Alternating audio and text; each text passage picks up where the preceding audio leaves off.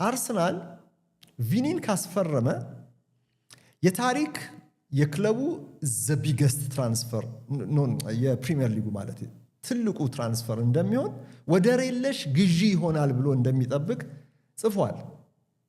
እስካሁን ድረስ ወደ ፕሪሚየር ሊግ ከመጡ ተጫዋቾች የላቀ የበለጠ ዋጋ ሊከፈልበት የሚችል ዝውውር ሊሆን እንደሚችል አርሰናል እንደዚህ አይነቱን ታሪክ ይሰራል ማለት ነው ከፈጸመ። የተጫዋቹ ደረጃ የመጣበት ክለብ መጥቶም የእድሜው ደረጃ ምናምን ካያችሁ ከዚህ በላይ ሊከፈልበት የሚገባ ነው። ግን ምን ያህል ሊጠየቅበት ይችላል? ለግዢ ምን ያህል ሪያል ማድሪዶች ሊጠይቁ ይችላሉ? አርሰናልስ ምን ያህል ድረስ ነው መክፈል የሚችል? ቴሌግራፍ ምን አለ? ለዴክላን ራይስ 105 ሚሊዮን ፓውንድ የከፈለ ክለብ ነው አሁን ሽጡልኝ ብሎ ሊመጣ የተዘጋጀው። በትራንስፈር ማርኬት ደግሞ ተመን 120 ሚሊዮን ፓውንድ ዋጋ እንዳለው ቪኒ ማርኬት ቫልዩ ማለት ነው ተዘግቧል፣ ተቀምጧል። ይሄ ካልኩሌት ተደርጓል። እና ገበያው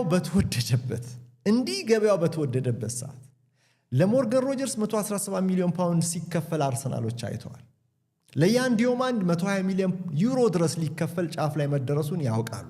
ያውም በቶፕ 5 በምንላቸው በአውሮፓ 5 ታላላቅ ሊጎች ውስጥ የ43 ጨዋታ ብቻ ልምድ ያለው ኮት ዲቮራዊ እስከ 120 ሚሊዮን ዩሮ ድረስ ሊከፈልበት ማድሪዶች ለሻጩ ላይፕዚግ ጥያቄ አቅርበዋል። ብራድሊ ባርኮላ 145 ሚሊዮን ፓውንድ ተተምኗል በፔዤ። ታዲያ የበለጠ የማጥቃት ሪከርድ ያለው ለባሎንዶር አንዲት እርምጃ ብቻ ቀርታ የነበረ የብራዚል ኢንተርናሽናል ጎል አስቆጣሪ ገበያ ላይ ይሸጥ ከተባለ አሁን ከዘረዘርኳቸው ዋጋዎች አንጻር ስንት ይከፈልበት ይሆን? አርሰናልስ ስንት ነው መክፈል የሚችል? ያለ ጥርጥር ከ100 ሚሊዮን ፓውንድ በላይ ነው ይላል ቴሌግራፍ። ኦፍ ኮርስ እናውቀዋለን ከ100 ሚሊዮን ፓውንድ ሊሆን እንደሚችል። ከ100 ሚሊዮን ፓውንድ በላይ ብሎ ነው ያስቀመጠው። ሌሎች እንግዲህ በአድሶን በመሳሰሉት ዋጋው በጣም ላይ ሊደርስ ይችላል።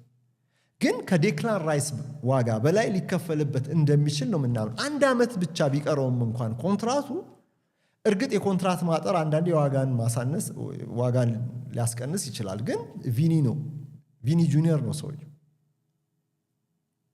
እና ዋጋው በ1 ዓመትም ቀሪ ኮንትራትም ቢሆን ሪያል ማድሪዶች ተደራድረው ለአርሰናል ለመሸጥ ተመኑን በጣም እንደሚያነሩት ይጠበቃል።